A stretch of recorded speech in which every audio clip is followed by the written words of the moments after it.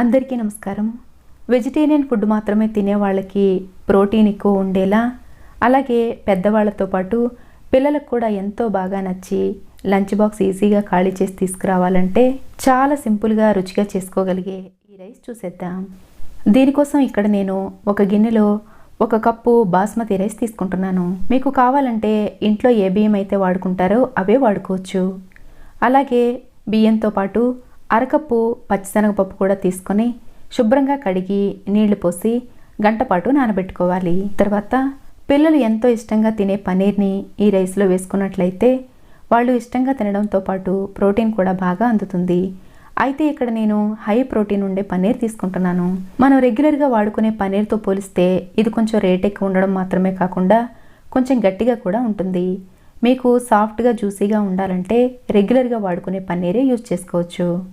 ఇప్పుడు స్టవ్ మీద అడుగు మందంగా ఉండే గిన్నె పెట్టుకొని 2 టేబుల్ స్పూన్ల వరకు నూనె వేసి నూనె కొంచెం కాగిన తర్వాత మనం ఈ మాత్రం సైజులో ఉండేలాగా పన్నీర్ని కట్ చేసి ఇందులో వేసుకోవాలి. ఇది మరీ ఎక్కువగా వేయించాల్సిన అవసరం ఏమీ లేదు, కానీ కొంచెం పచ్చిదనం పోయేలా వేయించుకుంటే సరిపోతుంది. అలాగే పన్నీర్ని వేయించేటప్పుడు ఇందులో ఉండే తేమ వల్ల నూనె పైకి చిందే అవకాశం ఉంటుంది. దాన్ని బట్టి ఇలా వేయించుకునేటప్పుడు కొంచెం జాగ్రత్తగా చూసుకోవాలి. ఇవి ఈ మాత్రం వేగిన తర్వాత వీటిని ఒక గిన్నెలో తీసి పక్కన పెట్టుకోవాలి. తర్వాత ఇదే గిన్నెలో అన్నం వండుకోవడానికి సరిపడినంత నూనె వేసుకోవాలి. ఇక్కడ నేను మరొక 2 టేబుల్ స్పూన్ల వరకు నూనె వేశాను. నూనె కొంచెం కాగిన తర్వాత ఒక బిర్యానీ ఆకు, కొంచెం పగలగొట్టిన 2 యాలకులు, 3 లవంగాలు, 2 అనాస పువ్వు రేకులు, చిన్న దాల్చిన చెక్క, 10 వరకు మిరియాలు, కొద్దిగా జాపత్రి వేసి ఇదంతా మంట లో ఫ్లేమ్లో ఉంచి 1 నిమిషం పాటు కలుపుతూ వేయించుకోవాలి.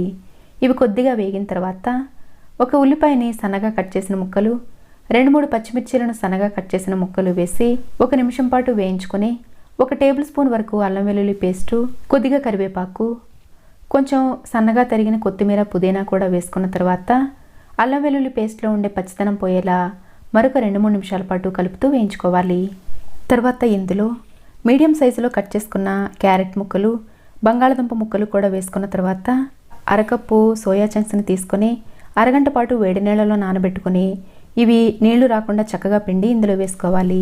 ఇక్కడ ఇవే కూరగాయలు వేసుకోవాలని ఏం లేదు, కానీ బీన్స్ లాంటివి ఇంకా నచ్చిన కూరగాయలు ఏవైనా వేసుకోవచ్చు. ఇప్పుడు 1 నిమిషం పాటు వీటిని వేయించుకున్న తర్వాత ఇందులో రుచికి సరిపడా ఉప్పు వేసుకోవాలి.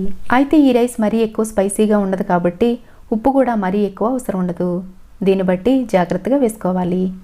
ఉప్పు వేసుకున్న తర్వాత 1/2 టీ స్పూన్ పసుపు కూడా వేసుకొని ఇదంతా ఒకసారి కలిపి ఇందులో 2 మీడియం సైజు టమాటాలని సన్నగా కట్ చేసిన ముక్కలు కూడా వేసి వీటిలో ఉండే పచ్చితనం పోయేలా మరొక 2-3 నిమిషాల పాటు కలుపుతూ వేయించుకోవాలి. ఇప్పుడు మనం ఏ కప్పుతో అయితే బియ్యం పప్పు కొలిచామో అదే కప్పుతో నీళ్లు కొలిచి వేసుకోవాలి.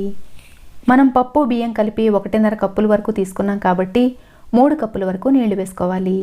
అయితే కూరగాయలన్నీ వేడిగా ఉన్నాయి కాబట్టి ఇవి చల్లారిపోకుండా ఉండడం కోసం వేడివేడి నీళ్లు పోసుకున్నట్లయితే మంచిది. ఇప్పుడు ఎసరు మరగడం స్టార్ట్ అయిన తర్వాత ఒకసారి టేస్ట్ చెక్ చేసుకుని ఉప్పు లాంటివి ఇదే స్టేజ్లో అడ్జస్ట్ చేసుకోవాలి. నీళ్లు ఇలా మరుగుతూ ఉన్నప్పుడు నానబెట్టుకున్న బియ్యం పప్పుని అస్సలు నీళ్లు రాకుండా వడకట్టి వేసుకోవాలి. ఇవి వేసుకున్న తర్వాత మనం వేయించి పెట్టుకున్న పన్నీర్ ముక్కలు కూడా వేసి ఇదంతా ఒకసారి కలిపి మూత పెట్టి మంట మీడియం ఫ్లేమ్లోకి టర్న్ చేసి 2-3 నిమిషాల పాటు ఉడకనివ్వాలి. 2-3 నిమిషాల పాటు మీడియం ఫ్లేమ్లో ఉంచి ఉడికించిన తర్వాత ఎసరు కొంచెం దగ్గర పడుతూ ఉంటుంది.